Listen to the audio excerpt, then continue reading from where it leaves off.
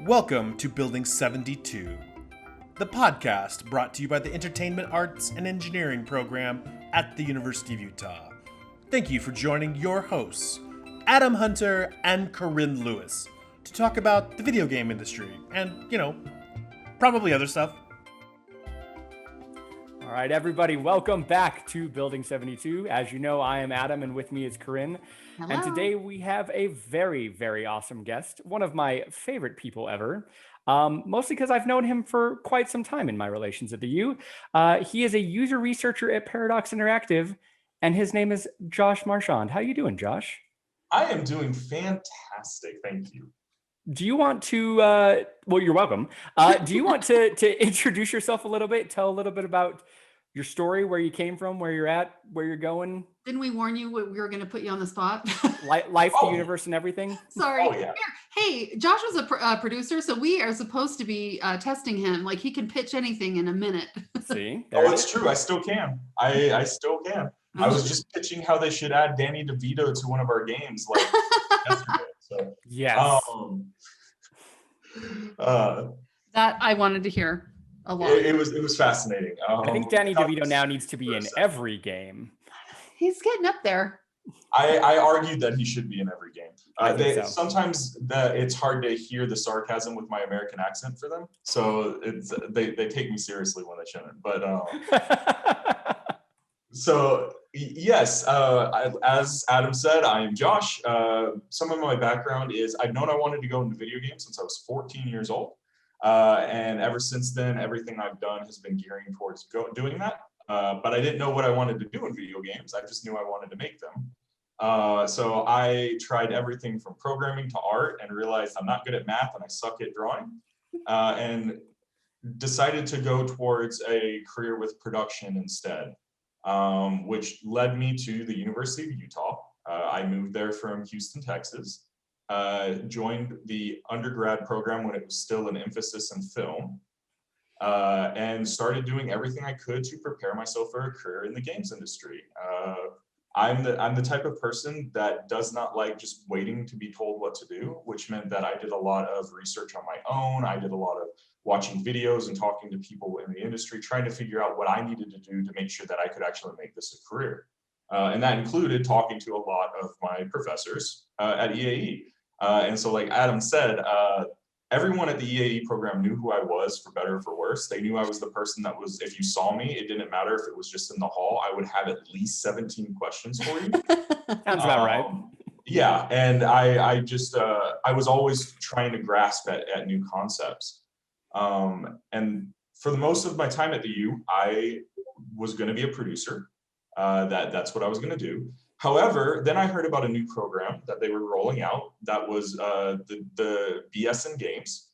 And I decided I wanted to try to do that with 1 year left of my degree, which meant that I had to shove a lot of classes into 1 year. That was a complicated time. It was a very complicated time, but I loved it. It was worth every second that year was. Part of what happened was one of the classes I desperately signed up for because I needed a game credit was a class called Games User Research. And I didn't know what that was. And when I asked Ashley for a description of it, she was very eager to explain to me what it was.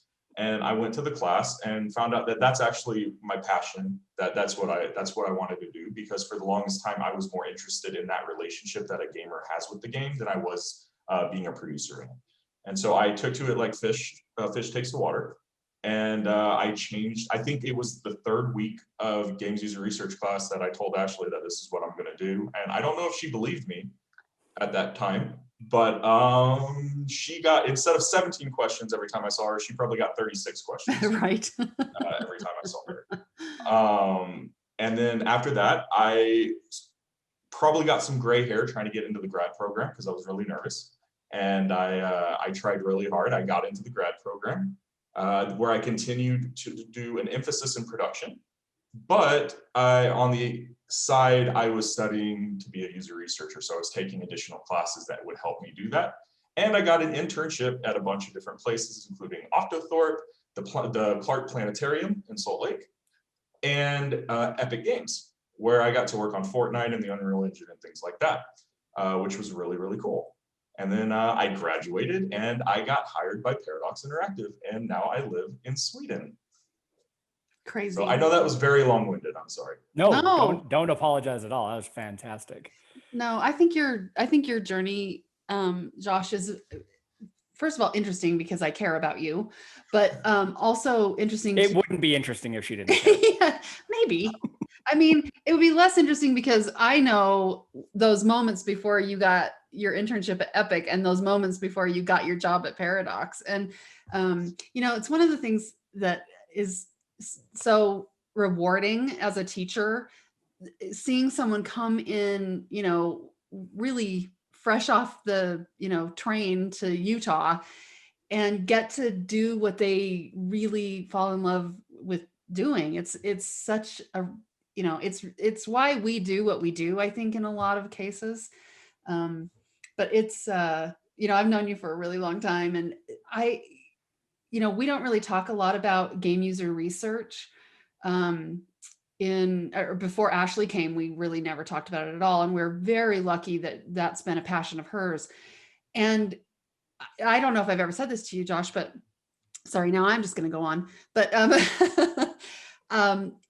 you taking such an interest in it, becoming so passionate about doing that, raised the bar on all of our projects, because we really now we incorporate that in everything we do. Ashley, of course, is a big part of that, but we're doing it in the trenches, and we're, doing it at the library and at the union, and, when you were working on your thesis project. And I really think it made a huge difference in your game. Well, thank you. You guys are making me tear up already. Thank you. And one of my life goals is to always leave a place better than I found it. And for me, that in the program, I wanted to make sure people understood why I loved user research so much, in a way that would help them want to do user research too. And when I graduated, I felt like a lot of people understood why it was important. And so I'm glad that you guys feel that way. Absolutely. That way. So what is it, you mentioned, you've always loved the connection between the user and the game. Could you talk a little bit more about, like, this is something you're obviously crazy passionate about? Yes. Why is that? What is it that either speaks to you or rings so true, or could you expound upon that a little bit? Unfortunately, I can't. I can expound upon it for probably 2 or 3 hours. So we have go to for it. We've got a good 45 minutes. We're good. So the problem with this is anyone who's heard kind of my interest in game design knows that one of the biggest things for me was the struggle I had with, I could memorize the 150 Pokemon, but I could not learn the periodic table of elements. And I wanted to know why. I wanted to know why I could tell you how the Normandy travels faster than light in Mass Effect, but I can't tell you how a combustion engine works in a car. And why are we willing to learn things that literally have no value when you think about it? When you think about the real world, when you think about practical applications, these things have no value, but we're willing to pour hours and hours and hours into learning it. As someone who plays fighting games, I have spent way too many hours practicing combos, practicing execution for things that it's not going to help me win a fight in real life. So it's not really useful in that sense, right? So why do we take interest? Why do we invest ourselves into play? Why, and like, how can we take that? How can we take what makes us, what drives us to learn about the 150 Pokemon, and how can we channel that into education, into learning the periodic table of elements? How can we use concepts found in Mass Effect to help people learn how a car works? That has always been my goal in game development, and it still is today. And that's no secret to people at Paradox. They know that I'm constantly making mental notes whenever I run a test for my own personal gain of trying to answer that question of how and what is the true connection between game and gamer, and how much of it is intrinsic value that the player is putting into the game, and how much of it is a faking of extrinsic value from that game to the player, right? And I just had this lecture for my students that are taking our Survey of Games class about play is a way of being human. we know that play is critical for how kids learn. And that doesn't stop when you become a certain age and somebody tells you that you're too old to play, because people play. I mean, it's part of who we are. It's like being human is play. Yes, but the shame is, for some reason, we tell ourselves that playing is childish and we can't learn that way. Yeah, We isn't that weird? separate play from work, so to speak. Mm-hmm. And we look at education as work instead of looking at it as we play to internalize the world around us. And Yeah, I know the map of Azeroth better than I know the map of Europe. Exactly. I could probably give an entire dissertation on the history of Azeroth and how it got to where it is. Like, I have the book on my shelf right there, so like I'm certainly could, but it's actually one of the fun things about playing Assassin's Creed Valhalla right now is I'm really understanding more of the part of England. Yeah, well, and Assassin's Creed is one of my favorite examples because more kids know more about history from Assassin's Creed than they do from history class, which is terrifying because it's kind of inaccurate sometimes. I think Ubisoft tries really hard to be accurate, but I think you're right. I mean, it's complicated. It is. It's very complicated, and they try to be accurate now. But you go back and look at the original Assassin's Creed and stuff. Right. They took a little bit more liberty with history back then. Oh yes, like aliens and Adam and Eve and all this. And how about jumping off the top of clock towers into hay? Like that is actually going to protect you? I don't think that's true. I don't think that's true. But yeah. So Assassin's Creed is a perfect example of what happens when it goes right, where people will gain an interest in that topic. But there are so many examples that also of where it goes wrong. I personally am not a fan of games like Math Blaster, because people are smarter than you want to give them credit for. They don't like being tricked into learning. What about Oregon Trail? Oregon Trail is an interesting case because it can be both with Oregon Trail. If you're playing it in school because your teacher makes you play it, you're being tricked into learning. But the people who play it because they want to figure out how to get dysentery will accidentally learn, right? And that's where games have that magic, is when we accidentally learn things, or we learn values as well, right? Like we learn persistence, we learn the concept of failure doesn't mean it's over, it just means you try it a different way. Absolutely. These lifelong like values that we can use in our life. And it's such a shame when people look at it as video games are just you wasting time. They don't have to be, right? Like they can be, they certainly can be, but if you find ways to use that, before having experience with like Epic Games and things like that, I used to put fun things on my resumes, like that I was a raid leader, that I was a mod, or that I was an officer in my guild, things like that, because it showed that there are practical applications of those types of things in real life that you've used in a video game. I 100%. organized fighting game tournaments. Raid leader, yes. It's a lot harder to organize 25 people that you're not paying than it is to organize 25 people that you are paying. Yep. But yeah, organizing fighting game tournaments, like there are things that you learn from doing those things, but like from a purely voluntary aspect that you don't learn from just sitting at a desk and being forced to read a book, right? And I know that sucks, like that I'm talking about that on an education podcast, but I feel like EAE doesn't really do that for the most part, which is why I liked the program so much. Is that we weren't just sitting there and reading books. We weren't just sitting there and theoretically talking about stuff. So it was very much practical application with everything. We do. I mean, I think that's the good thing about us is we do both, right? Like we are really focused on helping people extend their own knowledge. That I think that's what school is for, is to teach you how to learn. And absolutely. And you have to figure out how to learn on your own as soon as you're out of school. So what, I say that to my undergrads all the time. You learned all the facts and figures and what the Pythagorean theorem was and stuff when you were K through 12. But when you get to college, it's time to start applying some of, thinking. You have to think. Absolutely. And going off of it, that's a great point. something that I really started looking at when I got my internship into Epic was that there was a lot of people around me in the program that were not getting those internships. And what I started doing was talking to the people who did get those internships at Epic and at other places. And I came to the realization that there are a lot of benefits to being at EAE in terms of learning how to do things, but we run into a problem where we are turning that passion into things that are rewarded extrinsically instead of intrinsically, which can demotivate the person when there's no longer has that extrinsic motivation, right? And so because they're getting grades for it, the second you take the grades away, it then kills their desire to do it.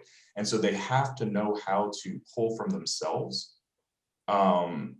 which gets kind of squashed when everyone's telling you have to do it anyway. And so when I would talk to these people that got the internships at Epic and other places, they were computer programming majors that made video games on the side. And so they were very passionate. And so they would go into class, do everything they were supposed to, and then spend 30 hours a week working on a game with no reward whatsoever. And that drive meant that while they maybe didn't have the best know-how, they showed that they were willing to learn, right?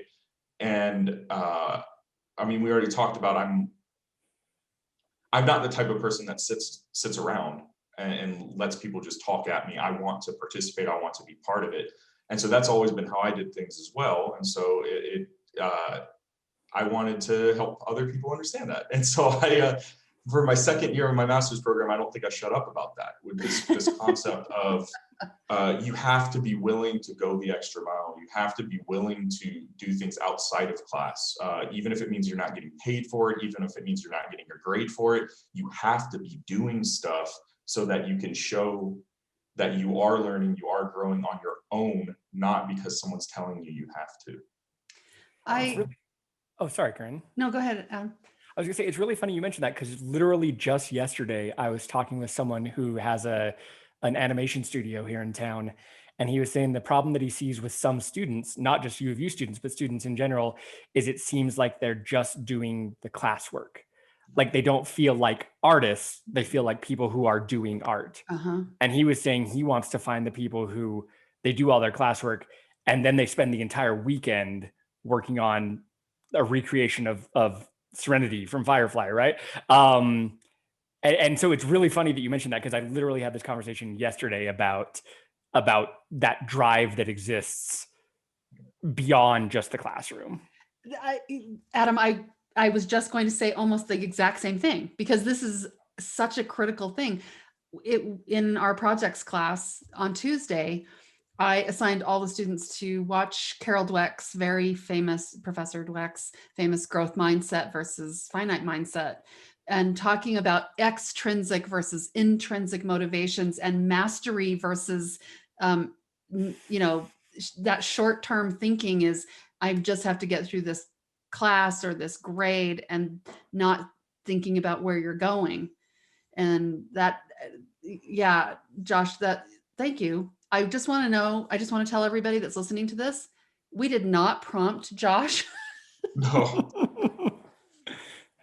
So this is just an organic serendipity.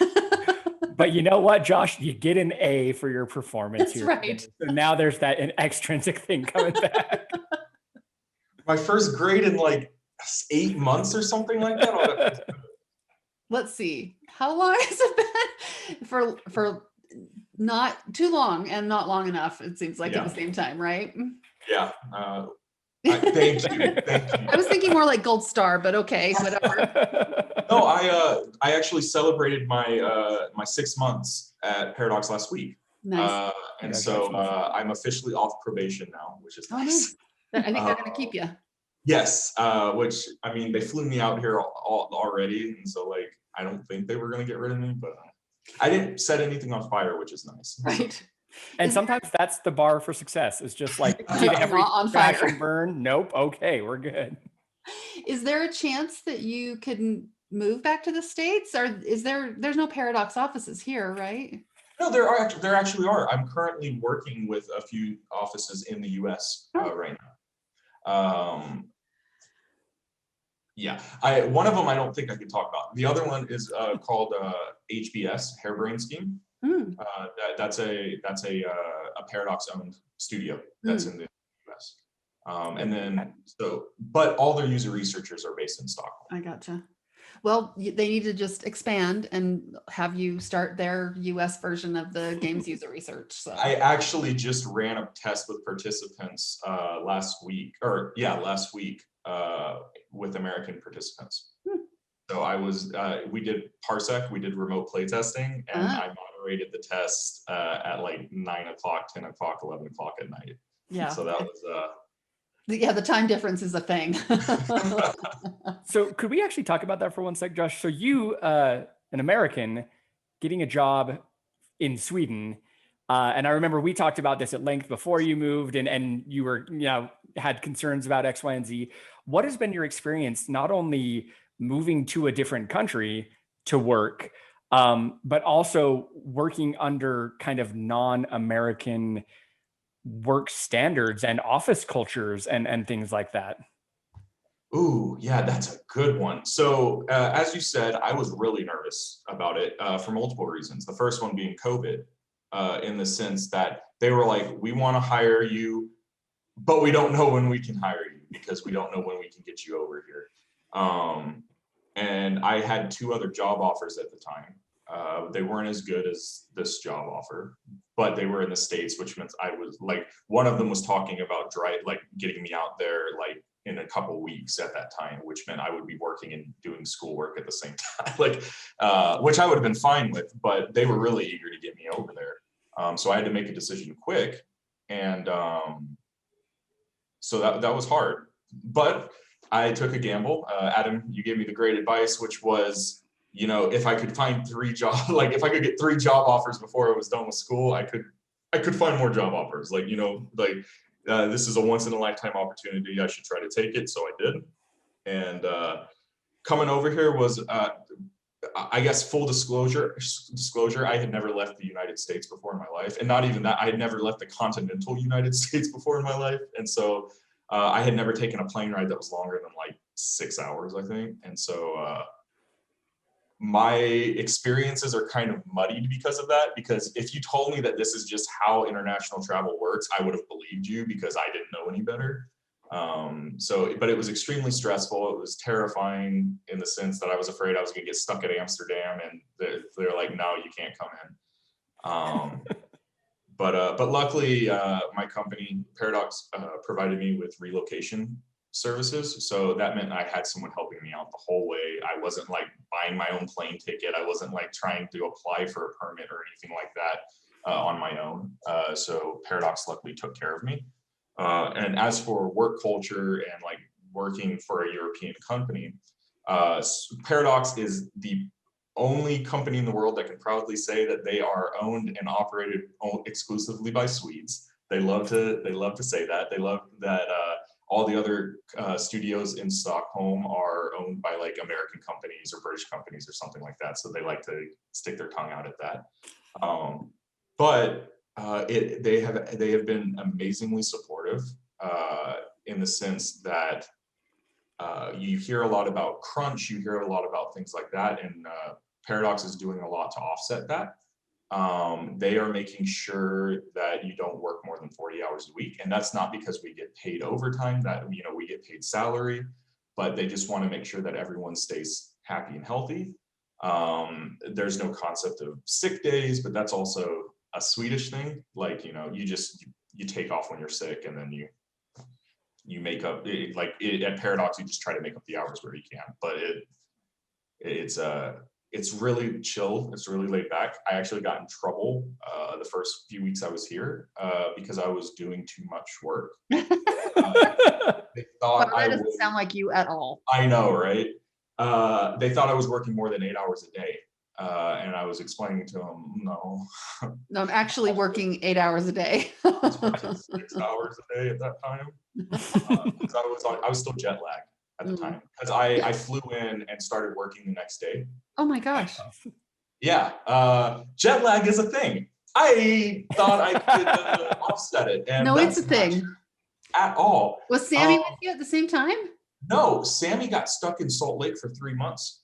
And so I was here by myself for 3 months. Oh, I don't think I knew that. Yeah, it sucked. So Coachy, my dog, and Sammy, my wife, were in Salt Lake for 3 extra months because of passport issues. But they finally got here about 3 months ago. Oh, that's good. Yeah. Right in the middle of the winter.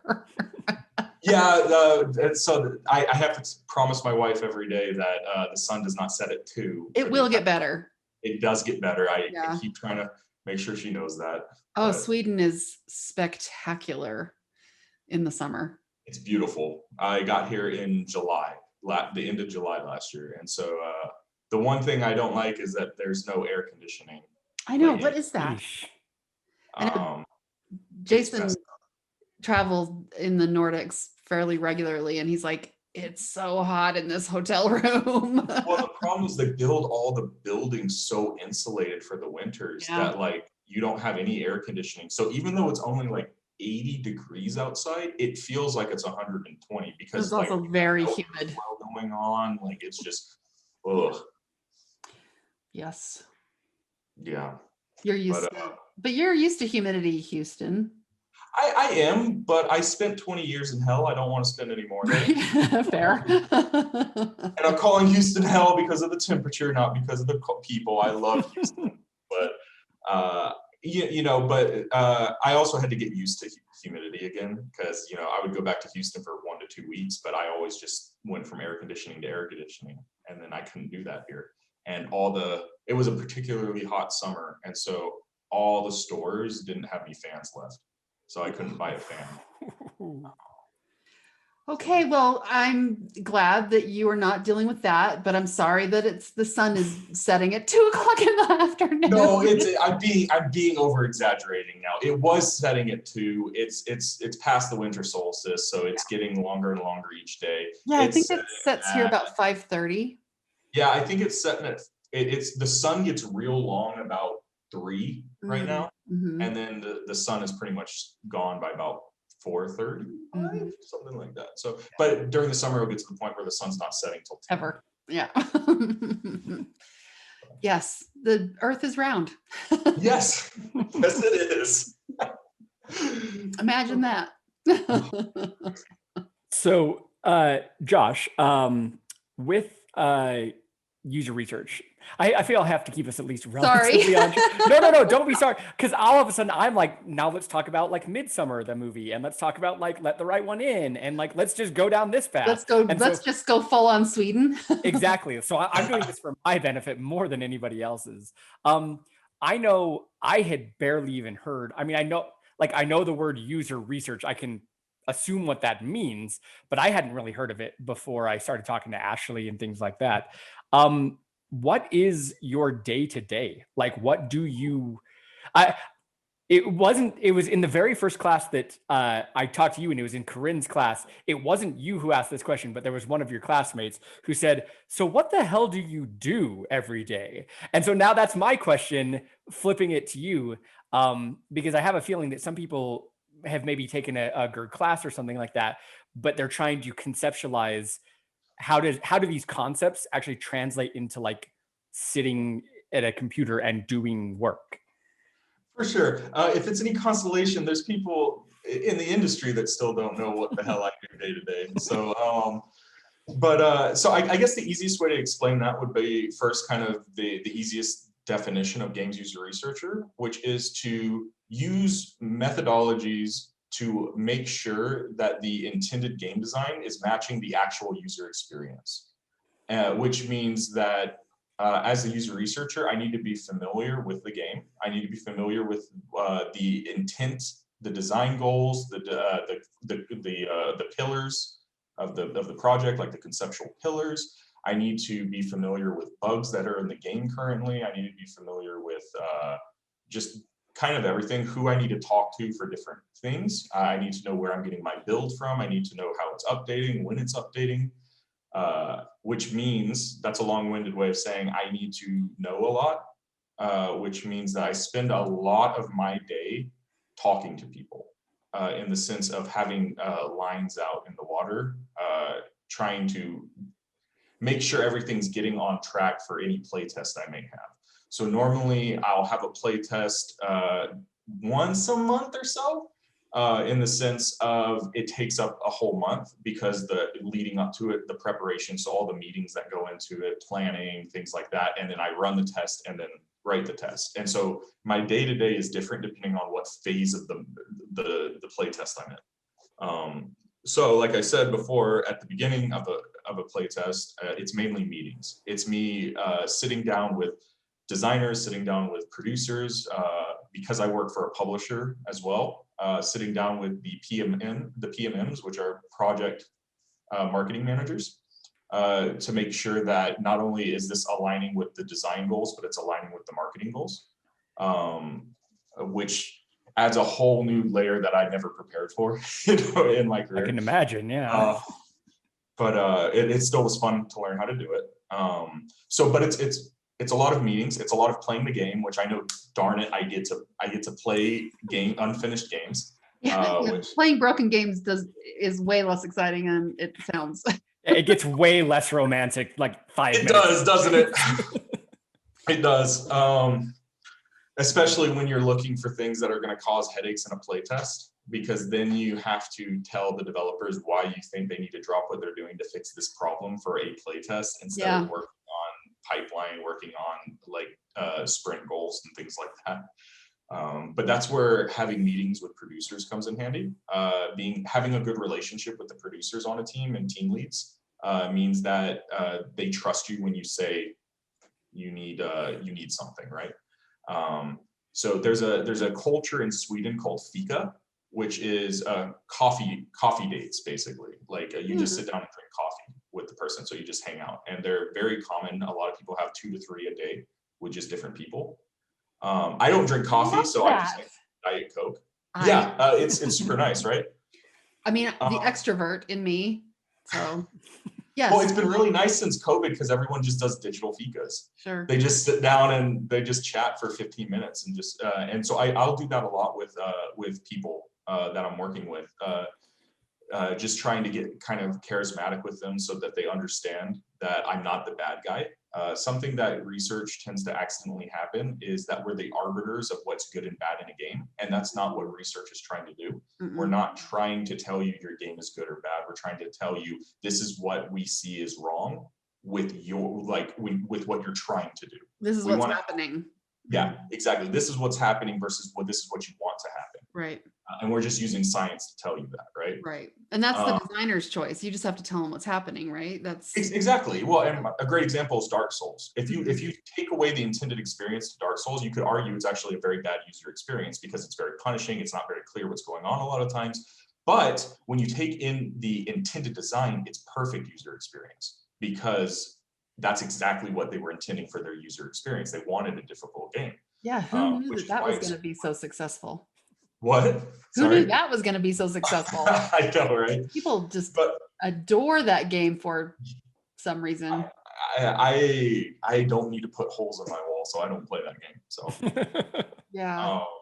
But yeah, so that's the reason it's so important that I have those meetings with people, is to build relationships with those people, but also that I make sure I have a finger on the pulse of the project so that I am not giving them useless data. I don't want to tell them that they need more options for this mechanic when they already have that plan for next sprint. That doesn't help them, right? That just reiterates problems that they're already fixing. It may be something that's fixed by the time they get the report as well. And so the more I understand about the project, the better I can give them actionable, useful feedback from the participants.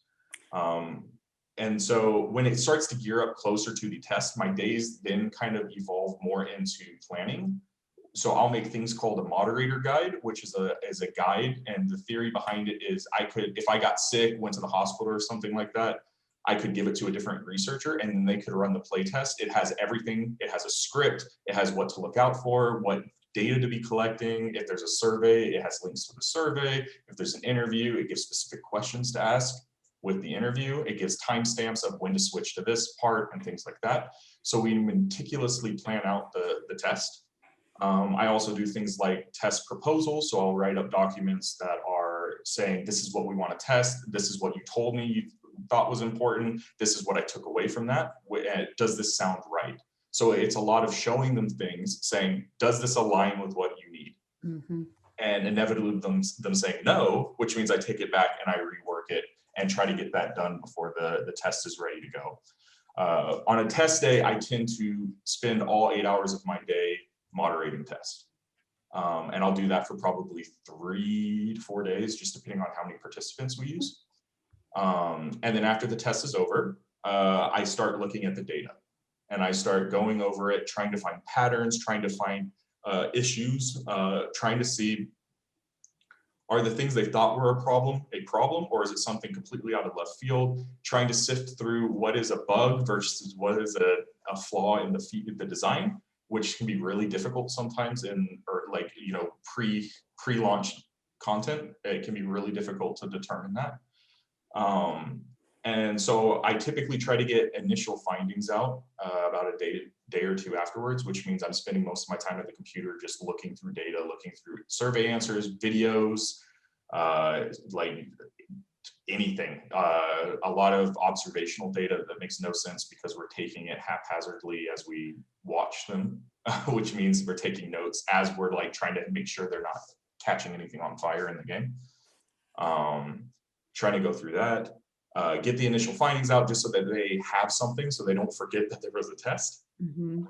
And then I will spend probably the next 3 to 4 days going even deeper into the data and writing up a full report on issues that pertain to the things that we talked about that they need. So for example, I may see a big glaring UX problem, but if it's something we didn't discuss within the parameters of the test, I may keep it out of the test just because of the fact that we don't need to add another layer onto it. It really depends on the context I get from the meetings I had before the test. It may be something I throw in there as a note or something like that, but I really try to keep it within the parameters of what we set beforehand so that I don't give them a 40-page report. Because something I've learned is developers don't like reading. They really don't like reading, which means you don't want to give them a 40-page report, and you better put pictures in it because they like pictures.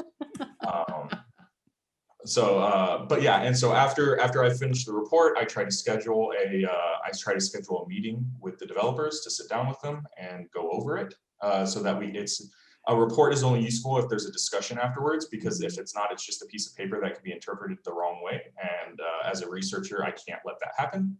That defeats the purpose of what I do. And so I need to make sure that everything is squared away, and then they can also ask me questions to make sure that they have a solid understanding.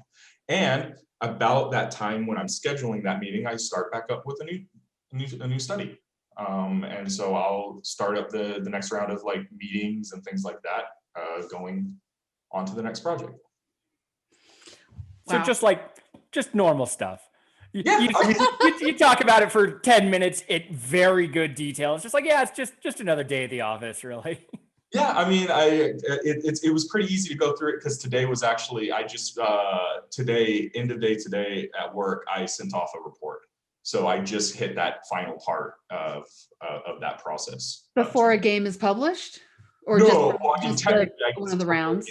published, but it just for the game I'm working on just hit their alpha build, but it didn't. It's not where it needs to be right now. Mm-hmm. And so the goal is to help them get to the point where they need to with it. Man, does that sound like every video game we've ever heard of getting made? Oh, I know, right? Alpha is complicated. It's super complicated. I don't know how much I'm allowed to talk about the process with Alpha at Paradox. Probably but not. But they have a process, so it's not just a nebulous term they throw on things. There's an actual process to it to be labeled into Alpha. Well, Paradox has got an excellent reputation, so I'm sure they have lots of processes, because as a former producer knows, process really helps. It absolutely does. It can also be a pain in the neck, but it helps. It can. I don't know. For me, it's one of those situations that I'm happy I had a background in producership, because it allows me to see why it sucks and why it needs to suck. Like, which is really nice. I was actually going to ask that. Do you think that your production background has helped you be a researcher, given all those things you mentioned, having to go to meetings, having to talk to people to understand the different aspects of the game. Not to toot my own horn, but my UX lead, so the head user researcher, and then my manager that's over user research have not hinted at it, had not suggested it, but has said that it's what makes me a good researcher. Mm-hmm. So Yeah, I I think believe those, that. I mean, I think being interested in what you're doing makes it so important. And that's just you, Josh, is you're always interested in what you're doing, even if you're not, like, you start out like, I don't really care about this, and then you become interested. I wish every person that came through our program would figure out how to do that. It's now we're back to the extrinsic, intrinsic. Exactly.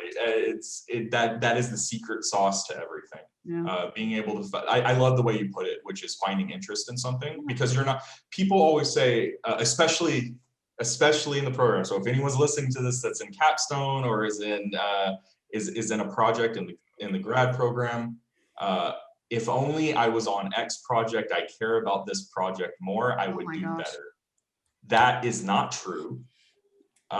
You have to learn how to find the value in what you're doing, or you won't be able to continue on in the games industry. And I don't mean that in a disheartening way. I mean that you won't be able to function in it, because you will be put on projects you don't like. You can't really afford to just quit when you're on Hello Kitty Island Adventure. You're going to have to make the best damn Hello Kitty Island Adventure you can make, and find joy in that. You have to find happiness in what you're doing. I work at a company where I make we make grand strategy games. I had never touched a grand strategy game before coming here. And they put me, one of the projects I can talk about that I work on is Hearts of Iron. I work on Hearts of Iron. And I had never touched that game. And I got put on a test a week after I got here for that game. And I spent all my time watching videos of like Twitch streamers playing the game, and me playing the game, and staying up till like 3 a.m. trying to do crazy things in the game. And I never thought I would enjoy that kind of game, but you find ways to have fun with it. And once again, people that are listening, we did not pay Josh to say what I say all the freaking time. Although I do want to have that on like a plaque in the lab that says, like, you have to understand you have to learn to love what you're doing. Well, I mean, everyone in my control over being happy. Yes. Well, and that's one of the biggest secrets of life, right? Even past game development, just being a happy human being. The secret to that is knowing that you have control over it. Yeah. You may not have control over every aspect of your life. Well, and you also have control over, I mean, hopefully you have control over being able to leave a terrible job. I mean, there are terrible jobs, sure. But for games, you're working on a game, like you just said, people are all the time are like, well, I don't want to make mobile games because I don't like mobile games because they're not real games. And it's like, you're just missing out on opportunities. You're just cutting off your chance to learn something new. Yep. Well, and that's the secret, right? It's part of why I like being a researcher, is because I have an excuse to learn something all the time. I'm allowed to read books on company time because I'm learning, right? I'm allowed to pick up a new book and learn a new methodology, because I'm encouraged to do it, because it means that I'm growing as a researcher. Absolutely. And I love learning. Satya Nadella, who's the CEO of Microsoft, he said he wants a culture of learn-it-alls, not know-it-alls. Because the second you think you know it all, you stop learning, right? And learn-it-alls are way more interesting. So that's why I am an academic. I mean, I'm barely an academic, but still. Well, and when I got the internship at Epic, as you guys know, I got it very early in the year. It's not like I got it like 2 weeks before I shipped out. I got it in like March. Yep. And so everyone else was still trying to get an internship, which meant everyone was trying to ask me what the secret answers were to getting an internship. And one of the biggest questions I kept getting was, what do I tell them if I don't know this program or how to do this thing? And I said, you don't lie. You don't say you kind of know it. You say, I don't know it, but give me 2 weeks and I will know it. I love that answer. I say that too. It's like, here's how I'd find out. I don't know, but here's how I'd find out. Yeah, exactly. they don't want someone that knows every if you're an artist, they don't expect you to know hell, they'd probably be scared if someone did say they knew every art program out there. They have a very good suspicion that you're lying to them if you just knew everything. But if you can go in there with confidence and say, I don't know 3ds Max, but it took me about a month to learn Maya. I've learned tips and tricks on how to learn it faster. I picked up ZBrush faster. I can probably pick up 3ds Max in 2 weeks, 3 weeks tops. And if you can say that confidently, that goes a long way. And if you can't say it confidently, you need to understand why you can't learn it that fast, and try to see what can speed up the process. Because game development, like you guys said earlier, it's not about it's all experimental, right? No one knows exactly what they're doing in game development. I think we actually said that before we started recording, It's right? true, Yeah. but it's fine. We can pull the curtain aside. Like, that's actually what agile development's all about, right? Is getting a problem and recognizing that you don't know how to solve it, but that everyone has the right motivation to solve it. That's how we ended up with EAE. Bob and Roger and Mark and Craig saw that there was a group of students that weren't being served on campus, and they all really, well, Roger really cared about games, and could see that it was, that could be a thing. So yeah, I mean, that's just that's in our DNA. Mm-hmm. Yeah, that's carried on through the years too. I mean, it's very apparent at EAE that, and I'm speaking directly to the students here. Please listen to me when I say this. The faculty will always back you up if there's something you want to learn how to do. But you have to be willing to take the steps for it. One of the greatest treasures at EAE is if you have an interest, if you have a desire to learn something, they will facilitate to help you learn that thing. We try. I mean, obviously to the best of your abilities, right? Yeah. Some things are not possible, but nuclear physics, maybe not. For sure, but if you have an interest in making a game that's revolving around nuclear physics, yes, because my brother-in-law is a nuclear physicist. But that's exactly my point. Is you may not know about it, but everyone at EAE will help you get pointed to someone that does know about it. I mean, and that's what makes it so fantastic. Yeah. So students, please use the faculty. This isn't them asking me to say this. This is from my experience as someone who had, and this is me flexing, I'm sorry, but as someone who had 4 internships, had 3 job offers before graduation, I would not have been able to be there if I did not mercilessly use and abuse the faculty at EAE. I don't think any of us ever thought that it was abuse, because we know that you cared. If that's abuse, then bring it on. Yes, right. Because there's a lot of people that come into, they're getting a bachelor's degree, especially, that I say this all the time. No one needs a master's degree. I mean, really, but it's there because it can do something for you, and it can, help you retrain, or you can, focus more tightly, or give you, practice, disciplined practice time.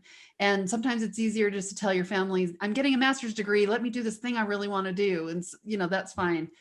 To be honest, I was sort of surprised when you came into the master's program, because you really had so much of the foundational stuff. But I don't know if you remember this, but I asked you about that. I think I wrote you a letter of recommendation to come into the master's program. You did. I think I remember asking you about, like, why do you think you need this? And you said, I want more practice. Yep. That's what I remember. No, that's exactly right. I knew that I could go get a job, and that's not a problem. But I wanted to. At the end of my program, I had 1 game under my belt. Mm-hmm. And I wanted more. I wanted to, it goes back to wanting to learn. I wanted to have more time to be experimental. I wanted more time to figure out what it means to make a game that is good to show me off as an employee, right? I wanted things that could help me grow from a professional standpoint, because like you said, I had all the foundational knowledge from the undergrad. The master's program allowed me to sculpt the clay into more of a professional manner, which is why I was saying I think it's awesome about the class that you were looking at, that you're Adam's hot new class that got like filled up like that. Yes, The hottest thing that's hit EAE in a long time. No, I'm just kidding. You know, except for August in Salt Lake, you know. Or in Sweden, apparently. Oh There's no, it's insulation. great in Sweden. oh yeah, no, I walked outside and it was beautiful in Sweden. It was just inside that sucked. But So we are just about out of time. I don't have my watch on. I looked at my wrist. So Josh, one of the things that we always like to ask is kind of at the end of this is, do you have any advice? I feel like you've been giving really good advice all the way along. Seriously, geez. But I appreciate that. But maybe I could turn this a little bit differently. Like, if there are teams that want to incorporate user research into their games and don't have someone that's been through our classes, are there some resources out there that you think would be great for them to know about? Like books? I don't even know. Does anybody write a book about game development anymore? I don't know. there's a lot of user research books. Yeah. That's actually a really good question, because at the student level, you don't have a ton of resources to toss around at this kind of stuff. So there's a wonderful website called grux.org, grux.org. It stands for Games Research User Experience, and it actually is ran and operated by the special interest group within the IGDA for user research. Nice. So it's User Research SIG.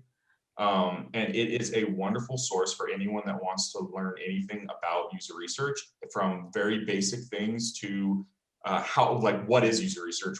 Like, how can I, as a small indie studio, use user research, to more complicated things like, if I decided I want to be a user researcher, how much money would I make? They do a salary survey with user researchers. I know user researchers doing surveys, shocker, but I mean, we do know Ashley, right? So. Exactly right. But so grux.org is a fantastic starting website for anyone that wants to learn that stuff. And if you're looking for a book, there's a book that I fondly call the Blue Bible. You can find it on Amazon. It's literally just called Games User Research, and the book is blue. And it goes through very simple methodologies that can be used to find simple answers, like, is my game fun? Does the player understand what this color means? Things like that. It goes through methodologies that works with, and it includes case studies so that you can see how it's actually put into practice with games. It is a fantastic book. I recommend it to anyone who is interested in game development, period, just because it teaches you how to test your own stuff. So like, even if you're planning to be a big designer at a big studio that has user researchers, it's still nice to be able to test your things yourself before it gets to that point. We've never really said, hey, we'll put this in the show notes, but maybe we should have show notes, Adam. Like a real podcast. Well, and if you're going to have show notes, I'd love it if you put my contact information. Oh, sure. I will happily do that. And I was actually thinking I should probably link to some of your games that you made as a student. Yes, I would love it if you did that. Yeah. So one of the things Adam and I want to do when we start our second season, which I think that'll be in the fall. Adam, I'm assuming that we're going to have seasons, along with the school season. I don't know. Sense. Yeah, as long as we end on like season cliffhangers, like yes. a few ago, so that we'll cut an interview off right in the middle and just be like, tune in the fall to find out how this interview ends. That's right. But we want to have you come back, and we want some of our former students to come and play their student games with us after they've been in the industry for a little while. Ooh, that would be fun. Yeah. So and I especially want to do it with you, Josh, because I really liked Lost Borderline.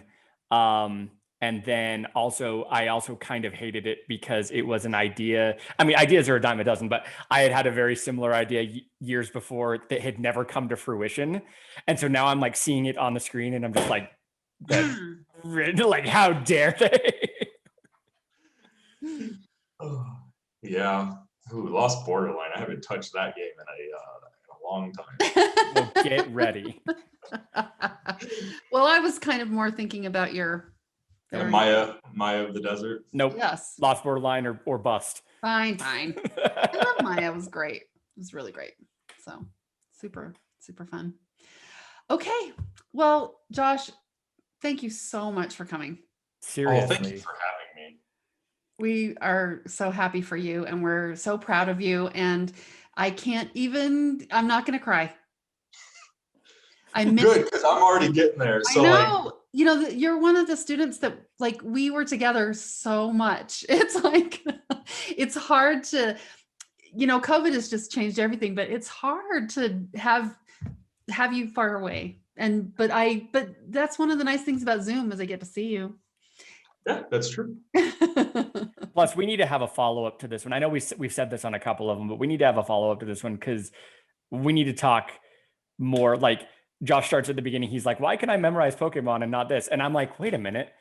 This is like my life. Like, why do I know so much about Star Wars and nothing about European history? Let's talk more about this. Like I said, I can talk about that for 2 or 3 hours. It gets into real dangerous territory. All right. Like, Well, we'll do a part 2. We will do real a part awesome. 2. This will be the cliffhanger. Come back for season 2. Okay. No. Oh, Josh. Thank you so much, Josh. Seriously. Thank you. We'll see everybody next time. Bye, everybody. Bye.